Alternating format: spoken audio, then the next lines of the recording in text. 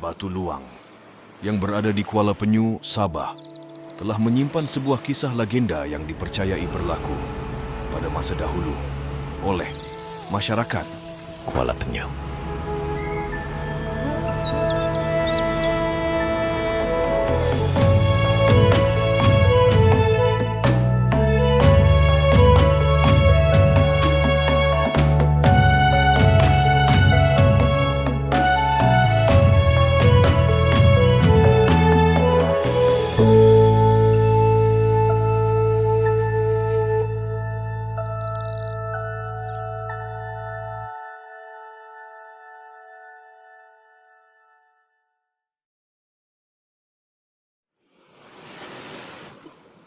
Pada masa dahulu, serombongan pasangan pengantin telah melewati depan pintu gua Batu Luang tersebut. Semasa mereka hampir mendekati pintu gua itu, tiba-tiba hujan turun disertai dengan angin yang kencang.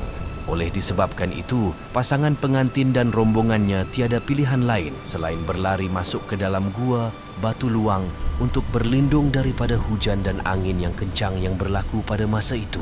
Apabila keadaan hujan semakin redah, rombongan ini pun keluar dari gua tersebut untuk meneruskan perjalanan mereka.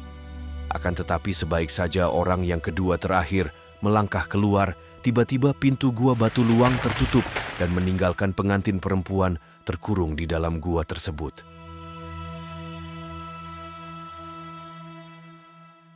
Cerita tentang Batu Luang ataupun legenda Batu Luang ini bermula di sebuah kampung yang dinamakan Kampung Bedungun.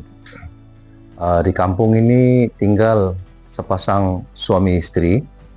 Kemudian suami istri ini pun istri si suami ini hamil, kemudian melahirkan seorang anak perempuan. Jadi anak perempuan ini apabila dilahirkan oleh bidan kampung pada waktu dahulu, didapati semasa memandikan anak kecil ini, anak ragang ini, didapati hanya mempunyai sebelah dia punya buah dada lah. Jadi satu yang unik. Suami istri sangat gembira, terutama melihat tingkah laku anak ini yang lucu dan menyenangkan hati. Dan anak tersebut diberi nama Kasum. Pada suatu malam, ibu kepada Kasum bermimpi bertemu dengan seorang wanita cantik dan berkata, "Ibu, suatu hari anak ini mesti kau serahkan kepada Midadari, yaitu Bidadari." Kemudian anak ini pun membesar, kemudian menjadi dewasa, remaja dan dewasa, dan sampai satu ketika, seperti juga orang lain, anak gadis ini berkawin dengan pasangannya bernama Dari. Ya. Dari ini dari kampung Sorob, ya, kampung Sorob. Kemudian terjadilah perkawinan, dinamakan perkawinan Mindakod ataupun perkawinan di tempat pihak kantin wanita. Ya. Selepas selesai majlis perkahwinan Mindakod di rumah pihak perempuan selama 3 hari, kemudian mereka ke rumah pihak lelaki untuk melakukan majlis perkahwinan Maya Wagu. Pada zaman dahulu, pengangkutan dan perjalanan hanya dengan berjalan kaki. Pasangan pengantin Dari dan Kasum serta rombongannya berangkat dari rumah keluarga Kasum di Bedungun menuju ke kampung Sorob, dan mereka melalui kampung Bakaro, Anguriting, Mutodon, Mansiang, Batu Luang, dan baru ke kampung Sorob. Apabila mereka sampai di Batu Luang ini, tiba-tiba hujan turun, mendung hujan dengan gurunya, dengan kilatnya, dan dengan keadaan cuaca yang buruk demikian, mereka pun mencari tempat perlindungan. Rombongan ini mencari tempat perlindungan. Mereka melihat di kampung Batu Luang ini, di tepi pantai itu ada batu-batan di situ, batu-batu yang tinggi, dan mereka melihat di kawasan batu itu ada lubang, macam seperti lubang gua. Mereka berteduh di lubang batu yang berada di Batu Luang, termasuklah pasangan pengantin tersebut. Apabila keadaan hujan semakin lama semakin redah, rombongan ini pun keluar semula dari gua tersebut untuk meneruskan perjalanan mereka. Akan tetapi, Nasib tidak menyebelahi mereka, kerana sebaik saja orang yang kedua terakhir melangkah keluar.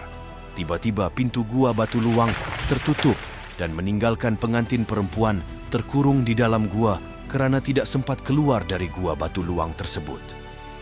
Jadi mereka berusaha untuk membuka batu itu. Sebab Kasum ini berada di dalam sana dan suaminya dari berusaha untuk membuka. Tetapi mereka tidak berjaya. Tapi pada masa yang sama, ada seekor burung ataupun seekor burung yang bernama burung murai kalau dalam bahasa Melayu dan bahasa namanya jujuriak. Pada masa itu terdapat seekor burung yang membentuk gua itu jujuriak lah begitu. Dan jujuriak ini ada maksudnya, yaitu membuka itu pintu itu gua dengan menyucuk jarum. Akan tetapi tidak siapapun yang memperduli dan memahami bunyi burung murai tersebut. Semasa kejadian itu, salah seorang ahli keluarga Kasum bermimpi dan mengatakan pintu lubang batu tersebut hanya dapat dibuka selama 7 hari 7 malam sahaja. Setelah berlalu syarat 7 hari 7 malam, barulah seorang perempuan tua dapat memahami bunyi jujuriak tersebut.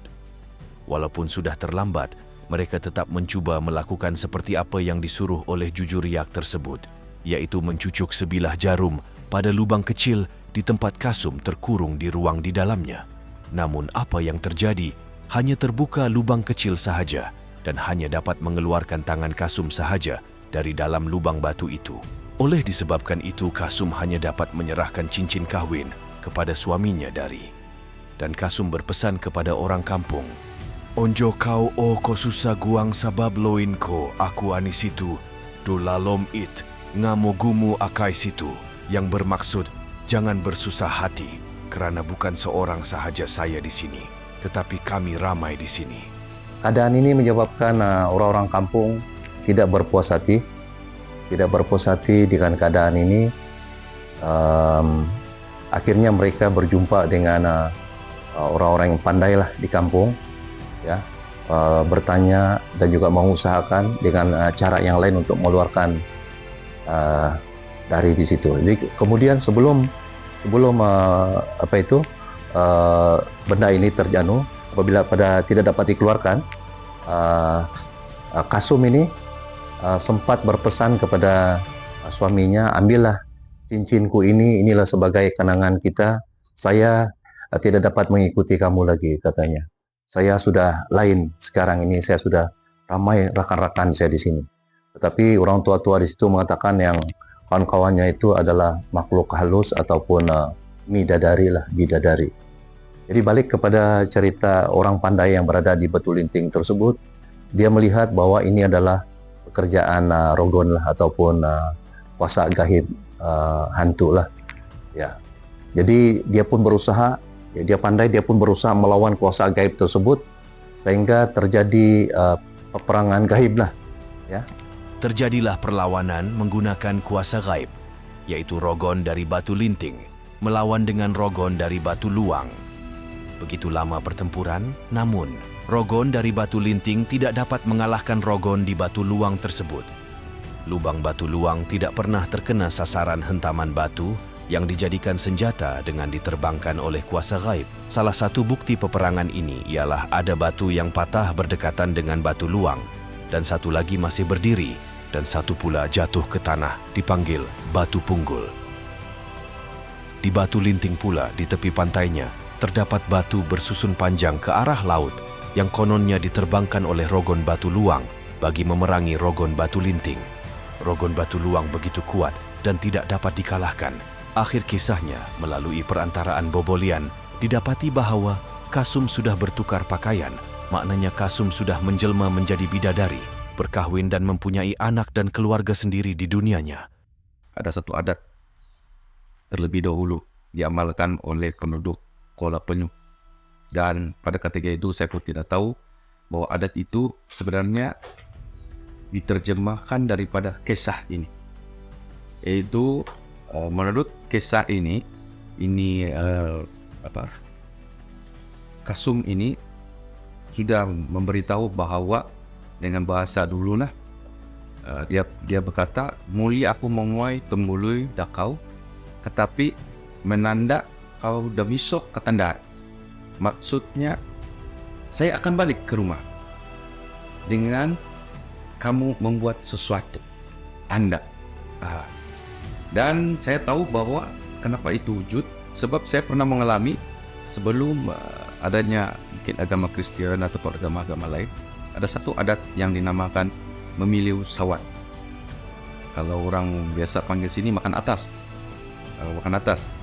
Dan dia punya ayat-ayat yang diutarakan ataupun oleh macam dia punya dukun begitu, adalah itu disampaikan, adalah perkataan yang diutarakan oleh Kasum itu. Upacara Momiliudo Sawat adalah upacara untuk mengingati dari Kasum, yaitu dilakukan selepas upacara ritual Mikajang di Batu Luang.